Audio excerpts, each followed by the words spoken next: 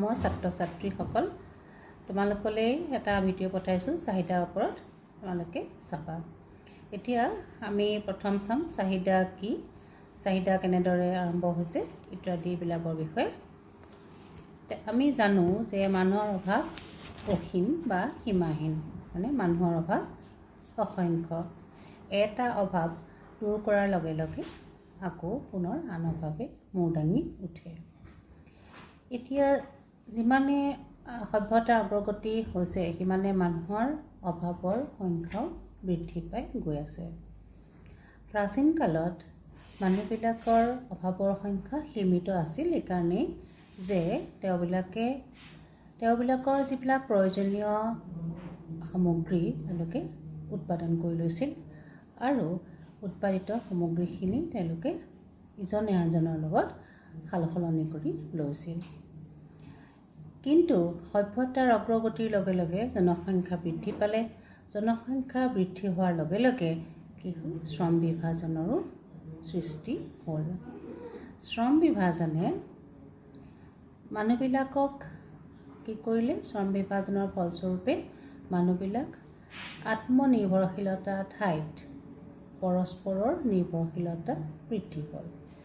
ইয়াৰ পৰিণতি স্বৰূপে বিনিময় প্ৰথাৰ আৱিষ্কাৰ হ'ল। বিনিময় প্ৰথা হ'ল আৰু বিনিময় প্ৰথাত যিহেতু বস্তুৰ সলনি বস্তুৰ সাল সলনি কৰা হয়, ইয়াত কি দেখা গ'ল যে কালক্ৰমত এই বিনিময় প্ৰথাত বহুতো অসুবিধাৰ সৃষ্টি হ'ল আৰু এই অসুবিধাবিলাক আঁতৰ কৰিবলৈকে মুদ্ৰাৰ আৱিষ্কাৰ হ'ল।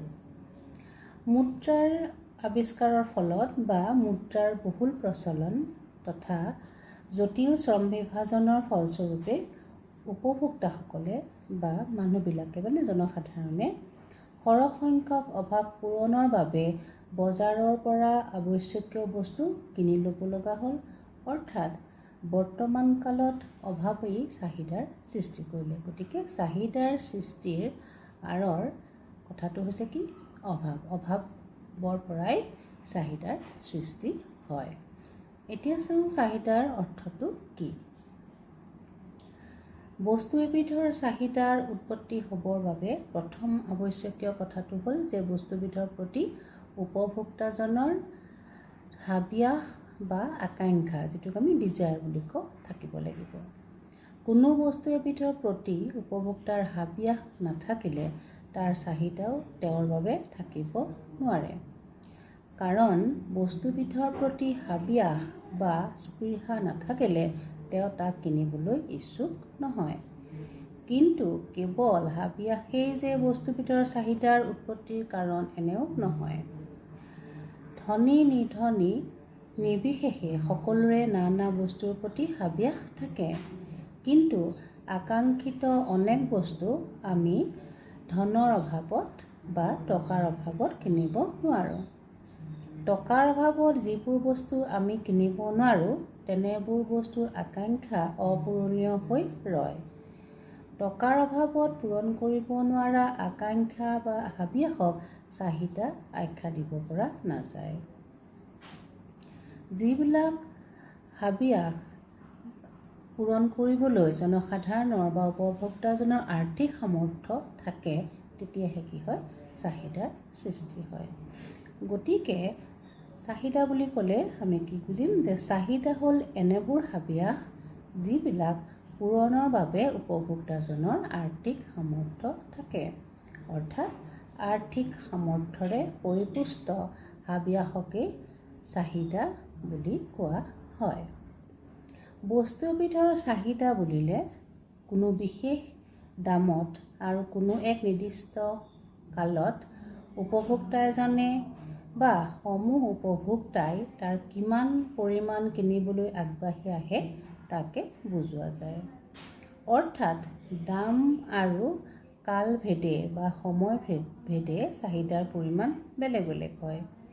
গতিকে দাম আৰু সময় উল্লেখ নকৰাকৈ চাহিদাৰ কথা ক'বলৈ যোৱাটো নিৰৰ্থক হয়।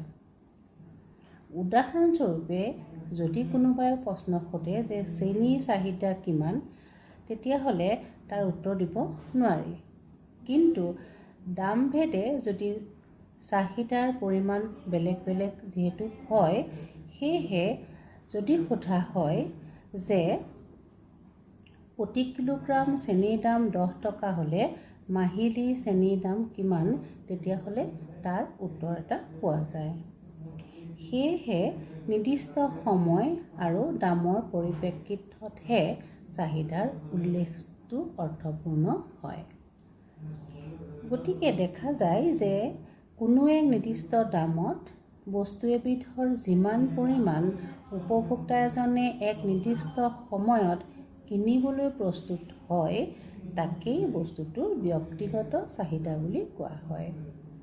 তেনেদৰে এক নিৰ্দিষ্ট দামত এলেকা এটাৰ সমূহ উপভোক্তাই বস্তুবিধৰ যিমান পৰিমাণ এক নিৰ্দিষ্ট সময়ত কিনিবলৈ প্ৰস্তুত হয়, তাকেই বস্তুবিধৰ বজাৰ চাহিদা বুলি জনা যায়।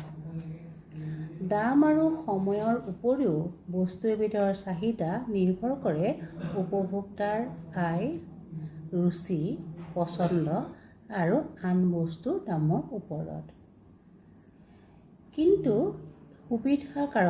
বিশ্লেষণৰ সুবিধাৰ কাৰণে নিৰ্দিষ্ট সময়ৰ ভিতৰত বস্তুবিধৰ দামৰ বাহিৰে আন চলকসমূহৰ পৰিৱৰ্তন নহয় বুলি ধৰি লোৱা হয়। এতিয়া আমি চাওঁ চাহিদা অনুসূচী। উপভোক্তাৰ মুদ্ৰা, আয়, ৰুচি আৰু আন বস্তুৰ দাম অপৰিৱৰ্তিত থকাৰ অৱস্থাত প্ৰতিজন উপভোক্তাই কোনো নিৰ্দিষ্ট সময়ত বিভিন্ন দামত বস্তু এপদৰ কি পৰিমাণ কিনিবলৈ ইচ্ছুক হয়, তাৰ তালিকা এখন সহজে প্ৰস্তুত কৰিব পাৰি। বস্তুটোৰ দাম আৰু চাহিদাৰ পৰিমাণ অন্তৰ্ভুক্ত এনে তালিকাকেই চাহিদা অনুসূচী বোলা হয়। চাহিদা অনুসূচী দুই প্ৰকাৰৰ হ'ব পাৰে: ব্যক্তিগত চাহিদা অনুসূচী ইণ্ডিভিজুৱেল ডিমাণ্ড শ্বেডিউল আৰু বজাৰ বা মুঠ চাহিদা অনুসূচী মাৰ্কেট ডিমাণ্ড শ্বেডিউল।